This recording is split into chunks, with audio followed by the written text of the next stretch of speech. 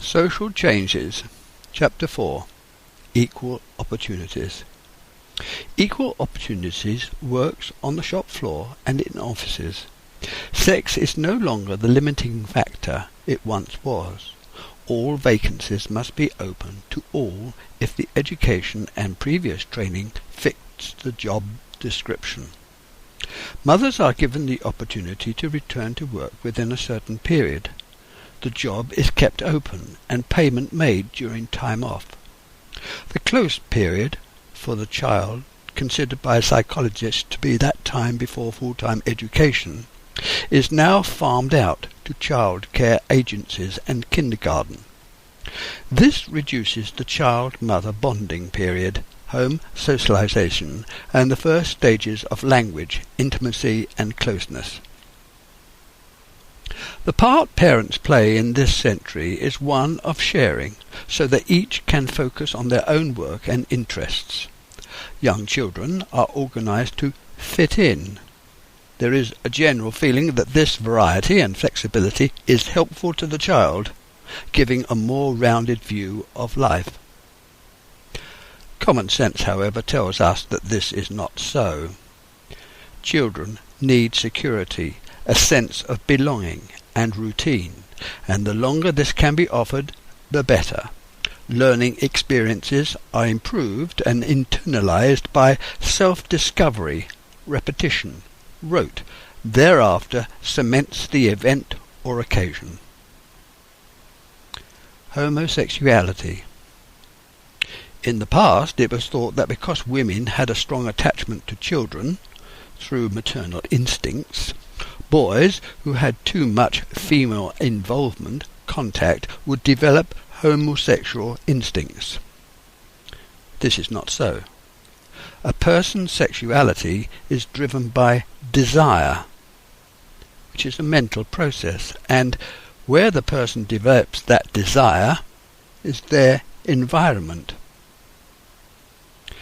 As it is unclear exactly what makes one person male and the other female, genitalia are the simplest form of identification. However, it is hormone levels and gene regulation which are the true factors.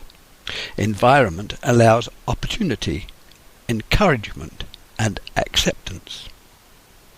Parents are conditioned when we are told before or just after birth the gender of our child. They then clothe, refer, educate, and socialize the child to that belief, never once giving a moment's thought that this might not be true. The child, youth, or adult goes along with that idea, not knowing any different. At some stage the individual will question that assumption, some imagining or liking to think that they are with it, and then becoming depressed and oppressed by developing thoughts that, until accepting that tendency, it is up to the individual to do what they are most happy with doing, as long as they are not hurting anyone else or endangering their own mental or physical well-being.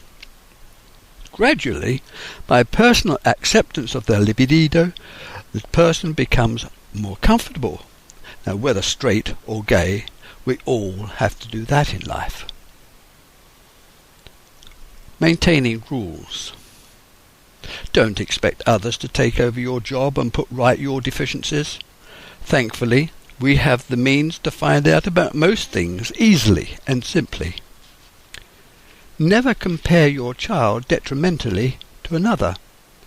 Never say they're not wanted, and certainly not ever wanted.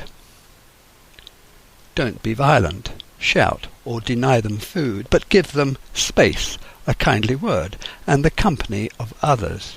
If you are firm, right from birth, that is, maintaining simple social rules and correct behaviour patterns, it will set the correct tone for a sound and happier later life. That's a guarantee.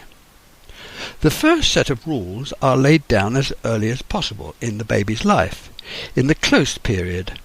They are to do with times for waking, feeding, burping, cuddling, nappy changing, bathing, settling down, being in the fresh air, enjoying the motion of the pram, sleeping, etc. These are quite structured rules to do with everyday habits and will transfer to more social rules involving singing, reciting, playing music, reading, language, play sharing, etc. These social skills follow on through the rest of the child's life to adulthood to form a regimen for life to ensure correct bodily function, social behaviour and mental exercise. It's a lot easier maintaining your rules from the start rather than affect change later on. Try to make your home a haven of calm. You don't have to shout to be heard. The most important action you can show your child is that you care about everything they do. By this positive action, the child will have a regard for you and show you respect. Try to be a paragon of virtue, and your child will love you for it. Make your language and facial expressions positive. Praising, congratulating, smiling, clapping, and raising a cheer is fine. If your child misbehaves, however, and it is generally because they have seen someone else do it, distract the child from errors and seek to extract from the child the correct behaviour at every occasion by outlining preferred options. Playschool. Schools for babies and toddlers are a feature of today's society, sometimes used as a baby minder for the working mother. Parents believe that such institutions provide socialization and learning and teach the child how to relate to its peers, give a head start in learning the 3 R's, and provide an arena for simple inculcating everyday skills. There's absolutely no doubt that such places can advance scholastic and instructional skills.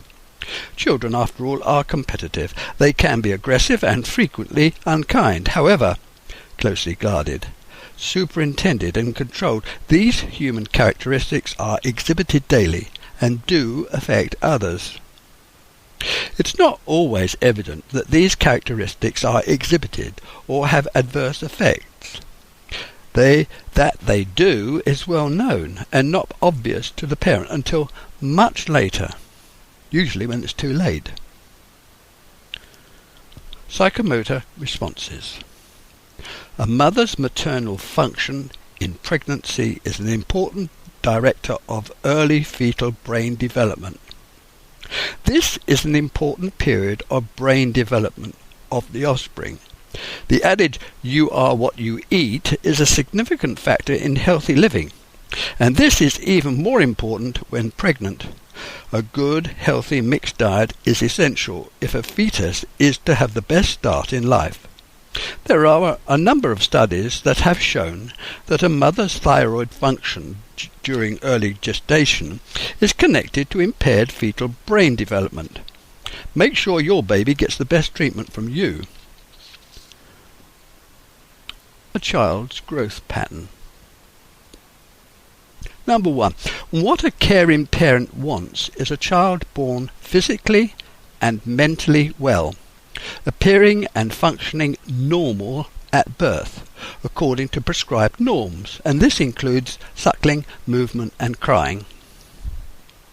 2. Within days, parents look carefully for the movement in all limbs and soon after sensory responses. Once again, the search is for natural responses, something all mothers are tuned to. 3. Crying turns to other sounds, attempts at recognizable sounds and language, attention-seeking. 4. From birth, socialization is carried forward by the mother, responding, talking, touching, recognition, smell and sound. 5. Sitting up, crawling, bottom shuffling, drinking from a beaker, self-feeding, assisted standing, then unassisted, finally climbing and walking. Scribbling, recognizing colours, filling in shapes, building structures. 6. Recognizable sounds turn into copying the mother, repetition of familiar single-syllable words, singing nursery tunes, lullabies, numbers, repeating the alphabet as a song, handling, and fetching, pointing, identifying nominated named items, and gradually words are joined and talking begins. Playing games that require counting, sharing out items, allotting familiar toys are essential. 7. Starting to wash and dress, repeating common sentences about eating, the weather, going for a walk, the countryside, going to bed. Asking questions, eliciting answers, engaging in conversation. First attempts at reading, pointing, following the formed words, breaking down words into sounds, forming the mouth, making the sound, essential. 9. Unassisted reading and copywriting. 10. Adding, subtraction, dividing and multiplication. Consumer society. Women now work full-time, except for brief periods, final weeks of childbearing, giving birth, weaning, and the close period, up to kindergarten or introductory class, until retirement. The additional wealth has altered their position in society and changed the pattern of home life, altered social class structures, and realigned women's role and status in society. Child welfare.